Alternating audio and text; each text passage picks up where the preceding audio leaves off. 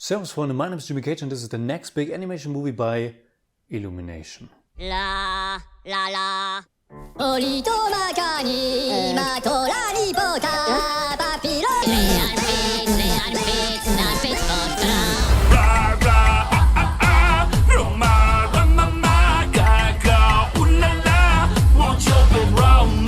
Yeah, so far I'm not the biggest fan of Illumination, but I give every new movie a new chance. When I saw the first trailer for Disney's Zootopia, I feared it could have been pretty lame and cheap because it looked like a simple comedy movie with animals in it. Well, in the end it was not only a good movie but a great one, and there was actually a reason for the characters being animals. It was part of the story. Now we get another movie with a world that's totally like ours, but instead of humans we have animals everywhere, and this time it's pretty cheap.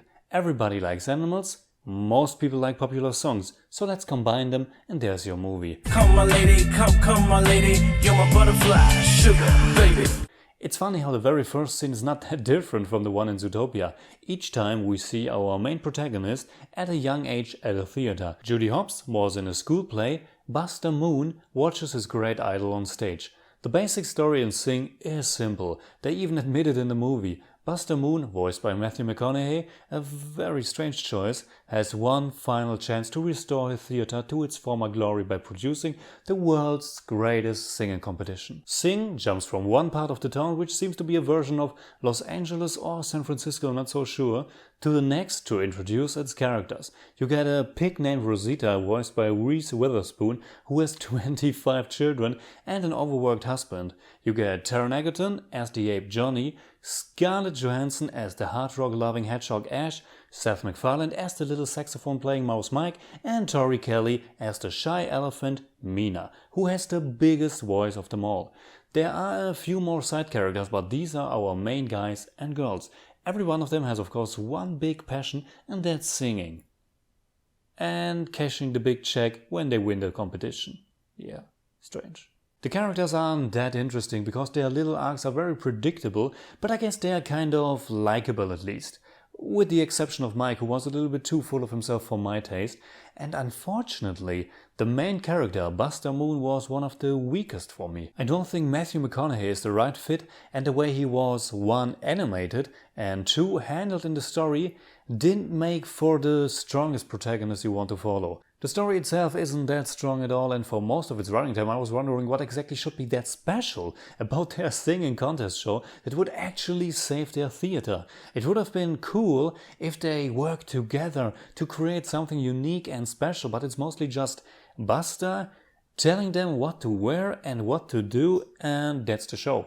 With 1 or 2 little exceptions, but nothing where they come together as a team. That's actually one of my biggest complaints about the movie. It spends a big chunk of time with each character and their little stories, but they don't come together. Yeah, of course all their arcs are resolved at the end, but mostly it feels like one character doesn't even know or is interested into what's going on in the lives of the other ones. Maybe there's an encouraging word here and there, but it's not like they really have to help each other out a lot, and that's a shame when you try to do an ensemble movie. Yes, that was very bad. With the exception of Mike, they are not really competing against each other, even though it should be a contest for most of the movie, and they are not really depending that much on each other as well. Unfortunately, it's not that funny either. I think I laughed less than 10 times and the movie is almost 2 full hours long. It all feels very shallow and unoriginal and reminded me of Illumination's last movie, Secret Life of Pets, which was also a very sloppy undertaking. It's also very lame in its use of songs for most part. Apparently, there are over 85 hit songs in it, most of them only played for a few seconds. 3 bunnies singing a Nicki Minaj song. Come on, it's hilarious. Oh my gosh, look at her butt. Oh my gosh, look at her. Most of it falls flat because the minimum I'm looking for in a jukebox musical is leaving the theater thinking that it was a cool idea using this or that particular song in this or that scene of the movie. But sorry, nope. I know I'm pretty hard on the movie and maybe I should make clear that it's not terrible. I think children will love it and adults can have a decent time as well, but for me it's hard to see past the movie's pretty unoriginal concept and shallow attempt for cheap entertainment.